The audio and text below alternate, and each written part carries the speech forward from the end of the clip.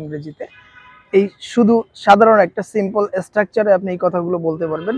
উপরে দেওয়া যে স্ট্রাকচারটা আছে এটা নিয়ে আপনি প্র্যাকটিস করবেন বেশি বেশি। তো আমি বলে দিচ্ছি সেটা হচ্ছে, ধরুন আপনাদের সামনে কোনো মানুষ হেঁটে যাচ্ছে, ঠিক আছে? আপনি একটা অপরিচিত জায়গায় আছেন এবং আপনার সামনে কিছু মানুষ হেঁটে যাচ্ছে বা কোনো মানুষ কোনো একটা কাজ করতেছে, যেমন হেঁটে যাওয়া, মাছ ধরা, খেলা, এই ধরনের কথাগুলো আপনি কিভাবে প্রকাশ করবেন? তো সেক্ষেত্রে আপনি বলতে পারেন যে আই ক্যান সি, যাদেরকে দেখতেছেন তাদের নামগুলো আপনি লিখে ফেলবেন যে I can see some people, আমি দেখতে পাচ্ছি কিছু মানুষকে।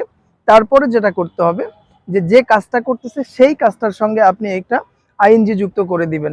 যদি আপনি দেখেন যে প্লেইং ক্রিকেট, যে I can see some people playing cricket, বা I can see some boys playing cricket, এভাবে আপনি বলতে পারেন যে আমি দেখতেছি কিছু মানুষ বা কিছু ছেলে পেলে ক্রিকেট খেলতেছে। আবার আপনি বলতে পারেন যে I can see some people catching fish, আমি দেখতেছি যে কিছু মানুষ মাছ